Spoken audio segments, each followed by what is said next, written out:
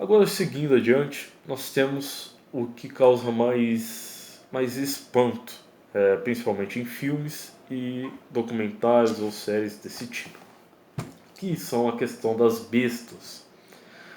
Bom, a, a primeira besta, que ela é declarada como vinda do mar, e ela tem 10 cabeças, se não me falha a memória. Isso mesmo. Ela tem 10 cabeças e 7 chifres. Bom, é, em primeiro lugar, o que é preciso entender? Que as bestas, elas são símbolos. Mas elas não são apenas símbolos, também são espíritos da hierarquia inferior. Bom, como nós sabemos, a hierarquia celeste e a hierarquia infernal. Para isso eu recomendo que leiam então a Divina Comédia de Dante Alighieri, que ele começa então partindo da parte mais alta, entre aspas, do inferno até a parte mais baixa, onde se encontra Lúcifer. E dali ele parte do purgatório até a parte mais baixa do céu, a parte mais elevada. Continuando aqui, nós vemos então que. Perdão, confusão. A primeira besta ela tem 10 chifres e 7 cabeças, tá?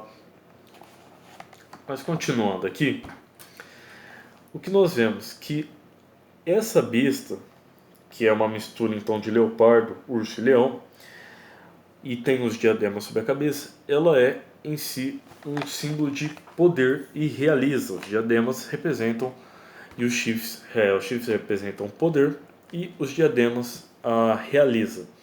Então, ela é, antes de mais nada, um poder político.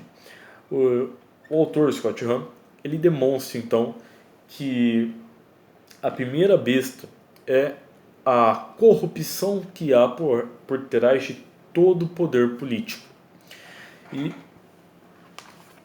E por isso que essa primeira besta acaba tendo os 10 chifres, né, que são um símbolo de poder. Por quê?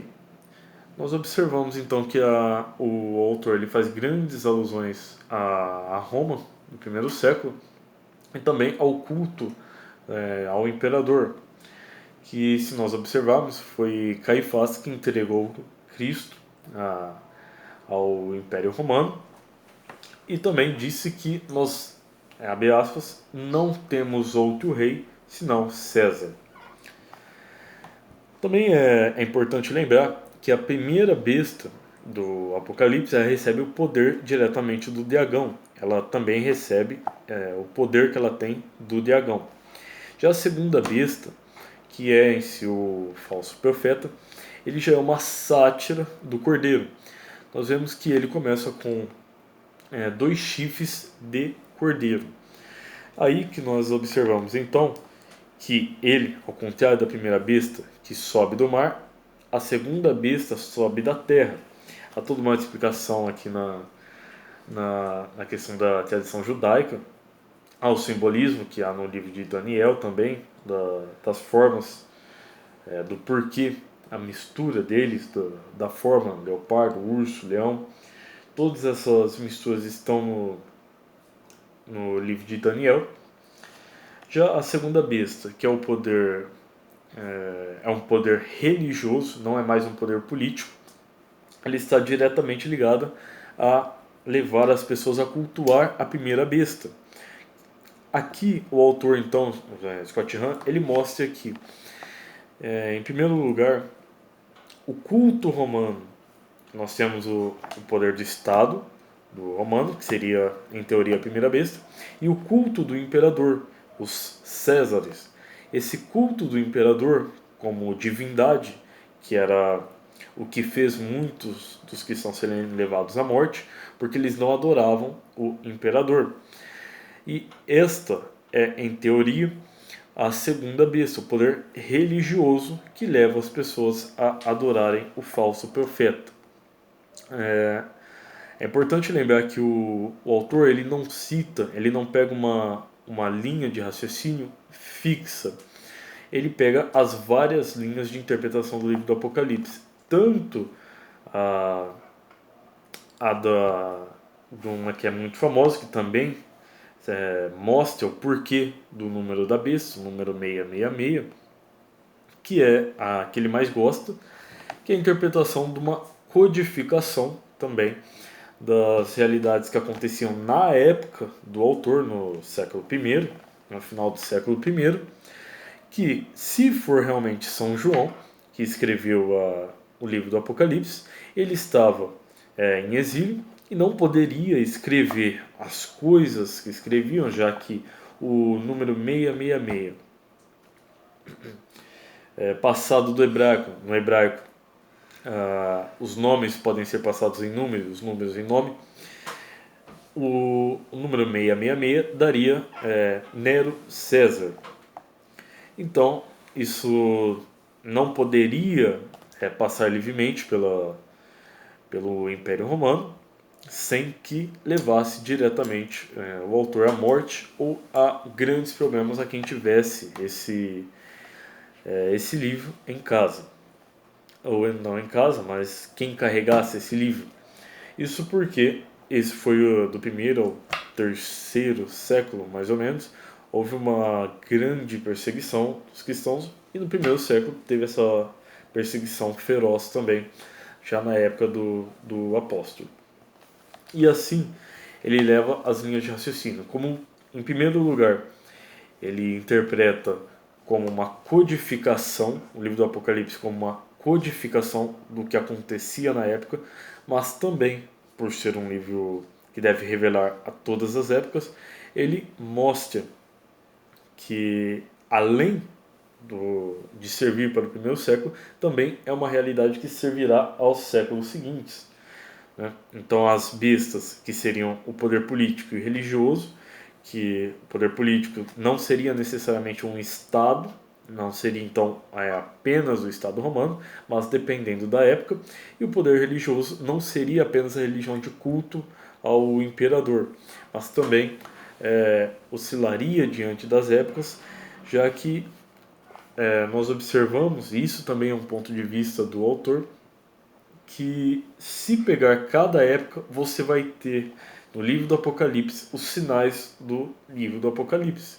Todos os sinais em todos os tempos existem.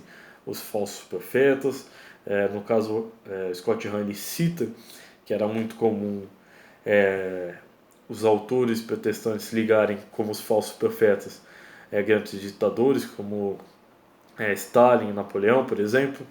E isso era uma coisa comum do ponto de vista dele. Ele não deixou então de ter essa visão, ele apenas a integrou com outras visões. Bom, e para finalizarmos então, nós temos a questão dos anjos. Bom, os anjos no livro do Apocalipse, eles se tratam então dos mensageiros. São eles então que tocam a trombeta e fazem muitos outros prodigiosos sinais. Os anjos, no caso, aqui é importante lembrar que na hierarquia dos anjos é considerado que se houve uma espécie de tempo nessa vida dos anjos. Por quê? Nós sabemos que todo aquele que vê Deus não pode rejeitá-lo. E nós sabemos que alguns anjos rejeitaram a Deus. Então, a partir dessa premissa, se tem como uma espécie de teoria que quando Deus criou os anjos, ele fez uma espécie de teste. Nesse teste, então, que nós temos a queda de Satanás, que levou outros anjos com eles a cair. No caso aí nós temos a referência de 1/4 das estrelas do céu, que seriam então os anjos que caem junto com Satanás. Nós temos já no nome de um dos anjos que é citado, que é Miguel, que significa então quem é como Deus.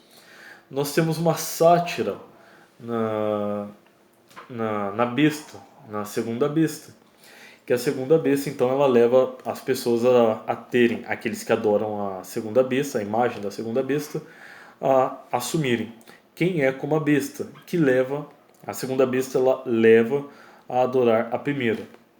E ela faz essa sátira com o nome de São Miguel Arcanjo. Então, o nome de São Miguel quer dizer que quem é como Deus. E São Miguel, que é o príncipe da hierarquia celeste, que é aquele que atirou Satanás dos céus. Lembrando que os anjos, o termo anjo, significa mensageiro.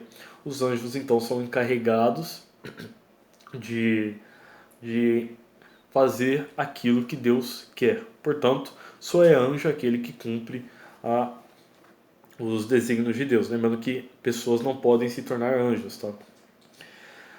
E já ainda continuando nessa questão, nós temos algum simbolismo de como são os anjos. Então nós temos que as suas asas indicam a rapidez para mover entre o céu e a terra e carregar as mensagens e todos os desígnios e vontades de Deus, e os múltiplos olhos significam seu conhecimento e vigilância. Nós temos, inclusive na visão de Santo Tomás de Aquino, que os anjos, por serem criaturas totalmente espirituais, são criaturas mais elevadas e têm uma espécie de conhecimento diferente da nossa. É por isso também que nós não podemos considerar a luta que houve no céu como uma luta literal, uma luta física, e sim uma luta intelectual.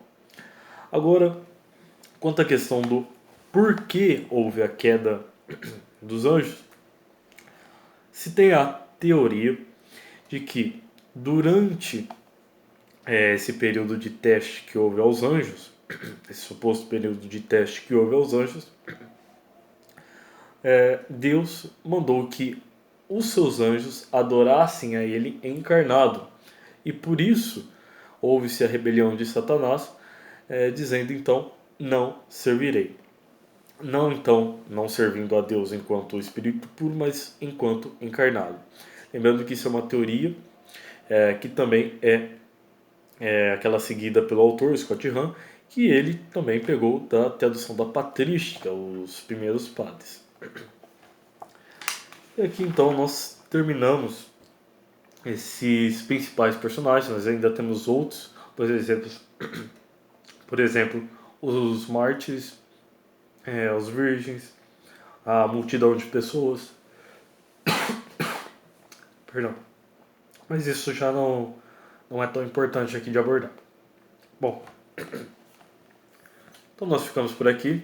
Nós terminamos então esta passagem do livro do Apocalipse, feita pelo autor Scott Hahn.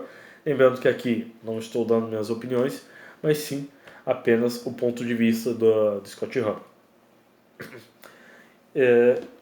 Eu recomendo que vocês então adquiram esse livro, O Banquete do Cordeiro. Você pode conseguir ele tanto na estante virtual, sebos, e conseguir ele novo, por exemplo, no site da Amazon. É um livro que é relativamente barato, na casa dos R$30, e você vai ter grandes frutos acompanhando o trabalho do autor. Lembrando que Scott Hahn se converteu na Páscoa de 1986, se não me falha a memória, e desde então ele vem fazendo esse trabalho de teologia. Bom, então nós ficamos por aqui. Obrigado a todos que acompanharam até o final deste vídeo e até o próximo.